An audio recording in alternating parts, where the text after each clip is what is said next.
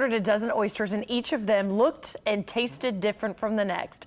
Ian McNulty, food writer for the Times-Picayune New Orleans Advocate, has found a few restaurants where you can do just that, and he's here today with a report on a new kind of oyster bar taking root in New Orleans, and this sounds amazing. Yeah, that's right, Leslie. You know, the happiest place for me is going to be at a New Orleans oyster bar. You know, my happy meal is a dozen oysters and maybe a second dozen with a nice drink to wash them down.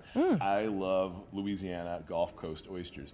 But lately what I've been finding is different ways that restaurants around New Orleans are expressing the culture, the love, and the changes in the oyster business. And what that's playing out on the plate at the oyster bar is an enormous variety of oysters that we just did not have access to in New Orleans before. Like what? Well, it's oysters that are coming from all over the country, from waters on the East Coast, the West Coast, up in Canada, and also, importantly, crucially, a lot more oysters that are coming from local waters around the Gulf Coast and especially in Louisiana. And the upshot, Leslie, is that you're seeing a whole different way to express that oyster love. I brought a prop with us before we get to the photos. Okay. Here's an oyster that I have on my shelf. This is a soap dish oyster. This is an oyster that I actually ate at an oyster bar in New Orleans. This is the kind of thing you'd slurp down or cook up and fry it for an oyster po' boy.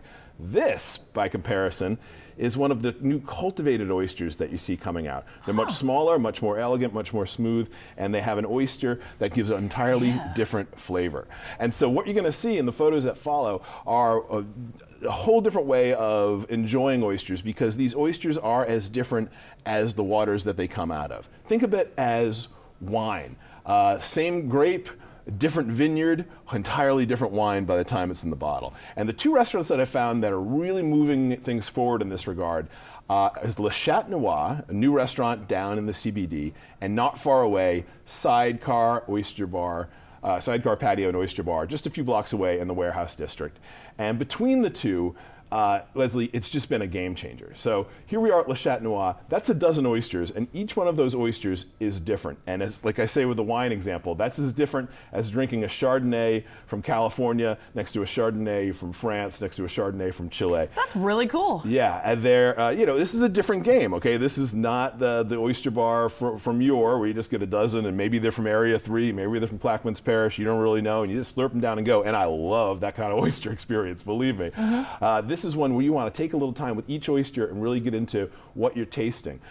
Here's Sidecar Nola. There's two dozen oysters right there representing, I'd say, probably 10 different oysters. You can see they have little signs there at Sidecar indicating which is which. Now, these are two very different restaurants. Le Chat Noir is very upscale. It's a date night destination for sure. It's elegant. Sidecar Nola here is outdoor patio, great for football games. I have to say this is a big Alabama place, so if it's a Bama game and you're not into Bama stuff and the Roll Tide stuff, maybe pick another spot for that particular day. But it's a great place for football games all around. It's outdoors there. It has a casual bar feel, family friendly for sure over there, and it's just a new way of sourcing the oysters too, and it comes down to the people running the program. Here's Seth Temple. He's the chef at Le Chat Noir, and he is scouring the purveyors and the producers, the farmers, all across the country to try to bring the best, the most interesting, the most diverse variety of oysters to his oyster bar. Over at Sidecar, you have Lindsay Alday, who is the oyster sommelier at Sidecar. She's got her oyster tattoos proudly on her arms there. This woman lives, breathes, and is passionate for oysters. And she expresses that at the table. She writes, her menu is like a wine tasting list. I keep on going back to the wine analogy, but it's right there because of the idea of terroir. Like we talk about terroir with wines, that sense of place that comes through a wine. That's what you're getting through terroir, the sense of the I love how they're labeled sea. so you can say, wait, I want 12 of these. Exactly. And here's a great example. I'm glad you pointed that one out, because that is the Grand Isle Glory right there. That's from Grand Isle, Louisiana. Nice. Now, that's on the menu next to Bayou Rosa, which is down at the end of Lafourche Parish. Now, these are only a couple miles away as the pelican flies on the map.